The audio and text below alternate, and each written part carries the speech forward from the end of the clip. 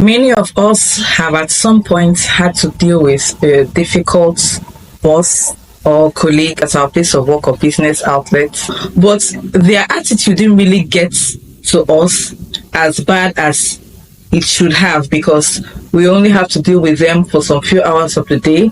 They are not in any way our family members. But even at that, those few hours of the day could leave impacts in our mind, in our health, in our head, that could take a really long time for it to go away.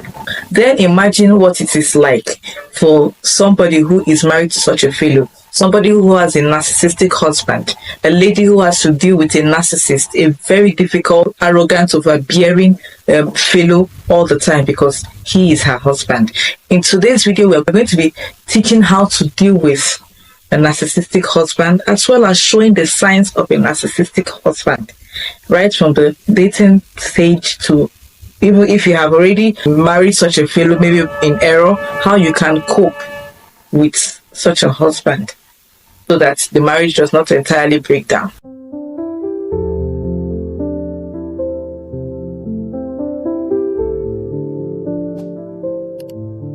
Today we're going to be discussing the inherent challenges of being married to a narcissistic partner as a lady, that is having a narcissist as a husband, how it can negatively affect the marriage and even the children, if any, how it can make the marriage become toxic or even abusive, and how you can effectively deal or handle a narcissistic husband. But before we go further, let's define the term narcissism. Narcissism is defined as abnormal behavioral traits whereby a person is overly self-involved in himself or herself alone, to the detriment of his or her relationship with others, to the detriment of even sound reasoning, sound correction, which could also lead to disrespect, disregard, or total nonchalancy to the feelings and opinions of the people who matters most in their lives. That is the definition of narcissism. Now, let's talk about the major signs of a narcissist. A narcissist is, first of all, overbearing. They have this overbearing sense of entitlement. They are very hard to correct. They are very hard to relate with, and they are sometimes very difficult people. Secondly, they are manipulative. They are people who easily take advantage of people. They are opportunists. Yes, if you give them a little opportunity to come into your space, they could overhaul things in a way you least expected or could negatively affect you in the long run. They are manipulative, opportunists.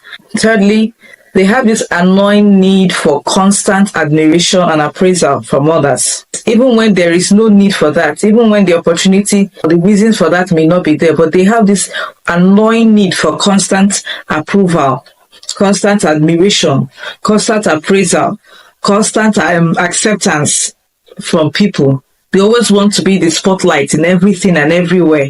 They always like to take the credit for everything, even things that they had no inputs, no hand in. They always want to be at the forefront of it. Fourthly, they are arrogant. I think that should have even been the first. One of the major signs of a narcissist is that they are unduly arrogant. They can never be humble. They can never accept their faults. They can never take correction. And they are always quick to put others down. They are very arrogant. They are very difficult to have around. And number 5, they lack empathy. Even when they should show some humane side and be empathic towards the situation or towards someone, they hardly do that. It always has to be about them. Yes, they are hardly empathic. So if you know somebody with this trait, you are dealing with a narcissist. And it is bad enough when you have to deal with a narcissist outside, maybe like in your place of work or somewhere. But when you have to deal with a narcissist inside your home because you are married to one, then that is sign of a toxic or abusive marriage or relationship. And sometimes if you don't handle the situation properly, It could even affect your mental or physical health. Because when somebody is constantly abusing you, when a relationship or you have to deal with a toxic fellow on a daily basis, or maybe even on hourly basis, with time, maybe their words, their actions, their behaviors, both indoors and outdoors, could affect the state of your mental health. It could even affect the state of your physical health, your physical look. Yes. So today we are going to be dealing with how to cope with a narcissist as a husband. That is, if you're married to one, as a wife. If you're just seeing my face for the first time, I'm Husband.mp4. Welcome back to my channel. This channel is everything about healthy marriage and relationship. Raising a family and getting it right in aspects of marriage. And you want more of these videos coming up on your feed, do well to please subscribe to my channel and hit notification bell so that you get notified whenever I upload a video. Without wasting more of our time, let's get right into the video. From the dating stage, you can easily identify a narcissist. And if you are a single lady watching this video, you are in luck because you still have that time, that opportunity to change your choice. You still have that time, that opportunity to correct yourself and not end up with a difficult fellow. But if you're already unfortunately married to a narcissistic husband, this video is also for you because you will learn the coping mechanisms on how to deal with your narcissistic husband. As a single lady, if you notice that the guy you're involved with possesses this certain difficult and overbearing attitudes, like he's being arrogant, he lacks empathy, he's overbearing, he's manipulative, he is annoying, always wanting to be the spotlight, always wanting to put you down, he never sees the good in you, always wants to be the one that is being praised all the time, he never appreciates anything you do. Those are signs that your boyfriend or fiance is a narcissist. And why this video is coming to you at this time is so that you can correct yourself or retrace your steps before you take that relationship to a progressive stage of marriage. You can always retrace your steps. You can always call it off. There is nothing that is worth your well-being, especially your mental health. If being in a relationship with somebody is already causing you emotional and mental torture, it's better you call it quits now, because it will never get better in marriage. Marriage does not make anybody get better. It amplifies who you are. So if you're a good person, marriage will amplify your goodness. If you're a bad or toxic fellow, marriage will amplify those toxic behavioral traits that you already possess. Marriage does not cure any defect in anybody's behavioral pattern. So don't ever think to yourself, don't ever say to yourself that he or she will change in marriage. People don't change. And especially not in marriage. People don't change. The only person that can change a person, or the only situation that can change a person, is when God intervenes. But humanly and dealing with you as a wife that he has married, he will not change. He will only stifle you. He will only frustrate you.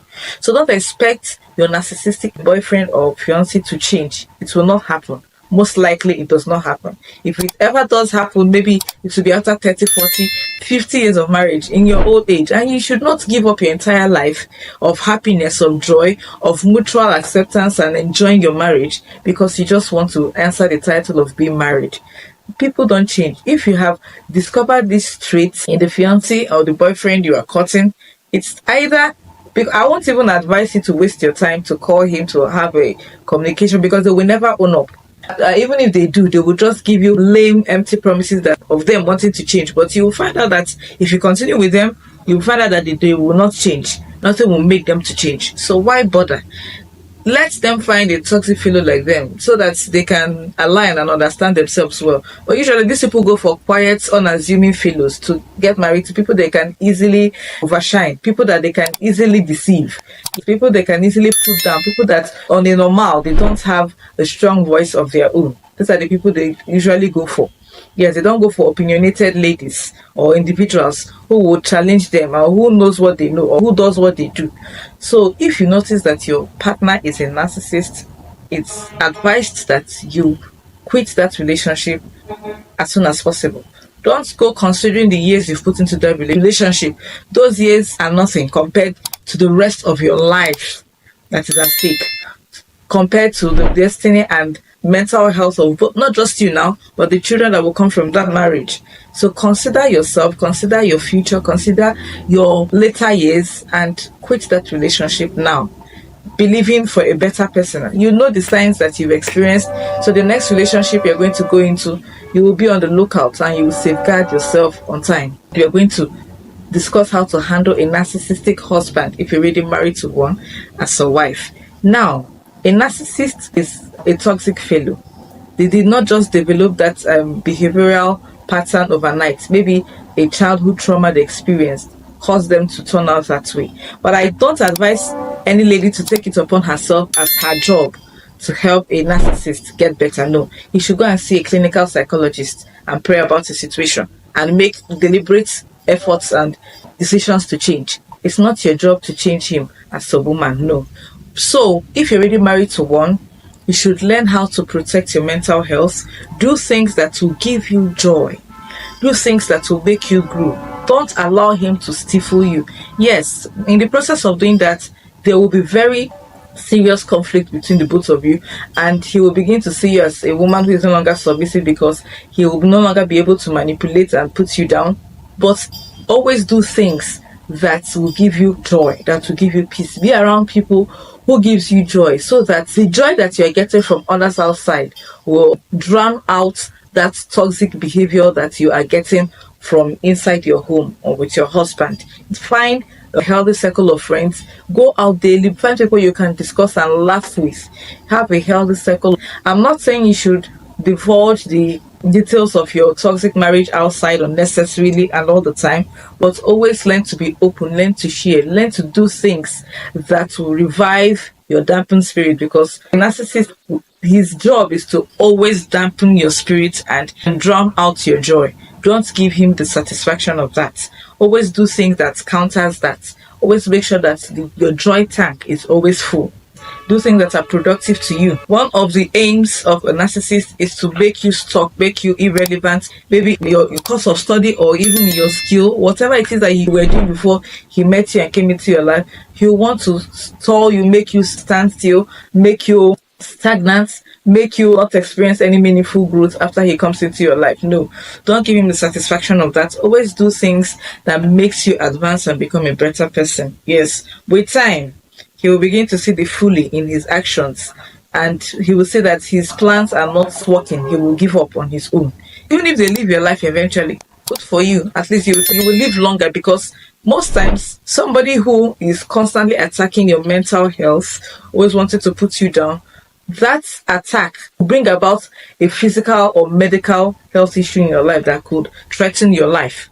So if he or she feels that you're no longer as gullible or as vulnerable as he wants you to be, and that you've come out of his claws, you're no longer his prey, and he decides to live on his own because he doesn't want to change, it's good for you.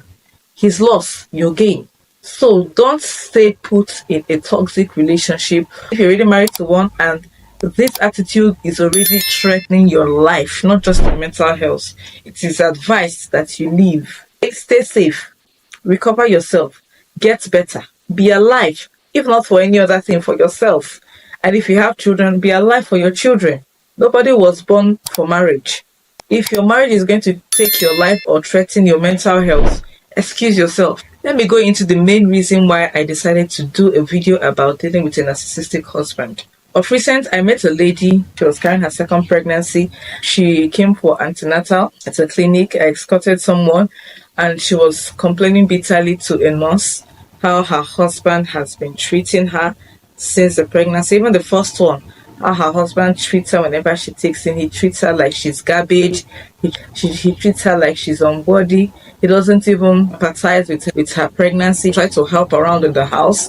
He still expects her to do things that she used to do when she was not pregnant, or if she's not pregnant. He always compares her to other women that he thinks are strong during pregnancy, not knowing not everybody is the same, and not all body types are the same. So she was complaining bitterly to the nurse and to me, because I was close by. I went to visit somebody, and that person I went to visit was a nurse as well. So she was complaining to everybody in the room how her husband has been treating her, and at some point she broke down in tears, and that was what got everybody touched. Eventually I called the lady. I spoke to her, and I told her that once this child is born, she should, as much as possible, do everything within her powers not to take in again for a while. Even if she wants more children, but she should give herself some years break. And in those years break, she should start something. Even if she doesn't get a job that takes her outside, she should start